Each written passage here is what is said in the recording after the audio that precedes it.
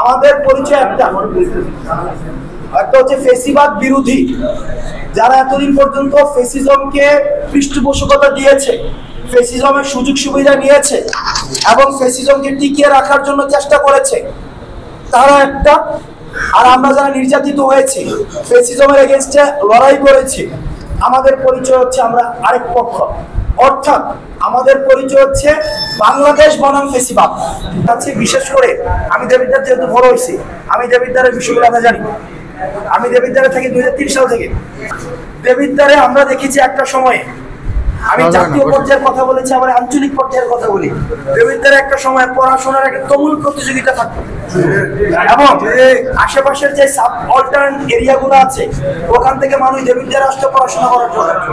এখানে স্কুলগুলো মানসম্মত ছিল এবং কম্পিটিশন ছিল, রেয়াজউদ্দিন মফিজউদ্দিনের মধ্যে কম্পিটিশন ছিল। কিন্তু বর্তমান প্রেক্ষাপটে দাঁড়ায় পড়াশোনা চাঙ্গে ছোট ছোট পোলাপান থেকে বাইক নিয়ে ঘুরে, বাইক নিয়ে ভাইদের পিছনে ঘুরে।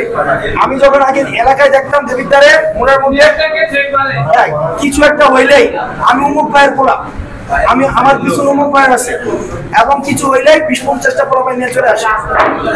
ভাই আমি আপনাদেরকে বলছি, আপনারা যারা জুনিয়র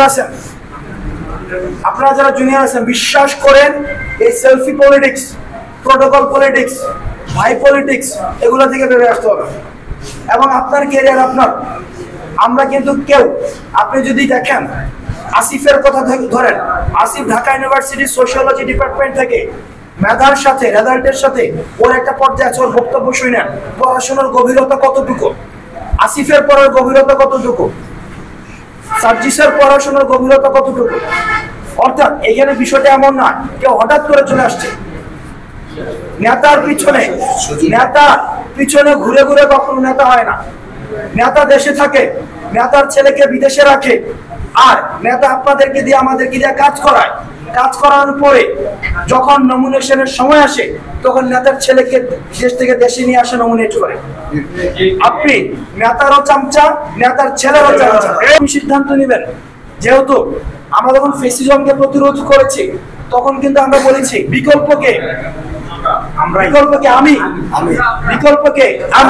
কিন্তু যদি ব্যাপারটা এমন হয় যে এই ফেসিজম পরবর্তী বাংলাদেশও বিকল্পকে উমুক ভাই, বিকল্পকে তুমুক ভাই, তাইলে কিন্তু দেখেন আপনার মাথার মধ্যে ফেসিজমের অস্তিত্ব হচ্ছে।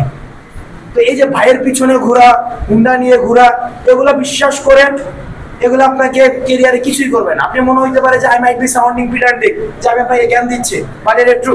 বাসায় যদি পকেটে যদি খাবার না থাকে, পকেটে যদি খাবার টাকা না থাকে, পেটে যদি খাবার না থাকে, আর আপনি যদি আপনার বাসায় বাজার না দিতে পারেন, একটা পর্যায়ে এসে কোনো নেতা আপনার বাসায় বাজার করে দিবে না, কোনো নেতা আপনার বাসায় বাজার করে দিবে না। এই আপনারাই কিন্তু আলটিমেটলি হচ্ছে পরবর্তীতে মানে ফ্ল্যাগশিপ বা হচ্ছে ব্যানার দেবিদ্বারে। আমার স্পষ্ট মনে আছে, আমরা যখন এই ক্লাসগুলোতে পরীক্ষা দিতাম, কথাবার্তা বলতাম, এসএসসির পরে আমাদের আলোচনা থাকতো কতজন নটর ডেমে চান্স পাইছে। মানে এটা কিন্তু আমাদের আলোচনার বিষয় থাকতো, মানে কতজন নটর ডেমে চান্স পাইছে এবং এটা নিয়ে কম্পিটিশন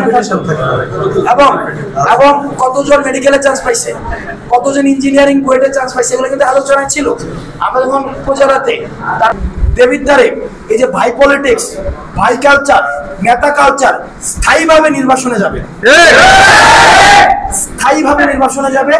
এবং যেটা আসবে সেটা হচ্ছে মেধার ভিত্তিতে যে আমরা দেবিদ্বার করার চেষ্টা করেছি।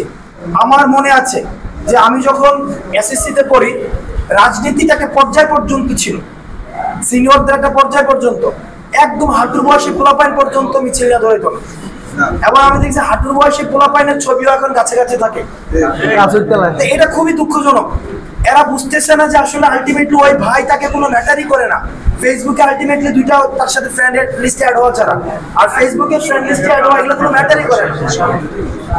তো সুতরাং যে যেই দলই আসুক না কেন, সক্রিয়তা ভাই বজায় রাখবেন, পড়াশোনার সাথে থাকবেন। পড়াশোনার যে কালচারটা আমাদের দেবিদ্বারে ছিল, আমি চাই এই কালচারটা আপনারা আবার হচ্ছে রিহেবিলিটেট করেন। আদারওয়াইজ দেবিদ্বারে যে মেধাভিত্তিক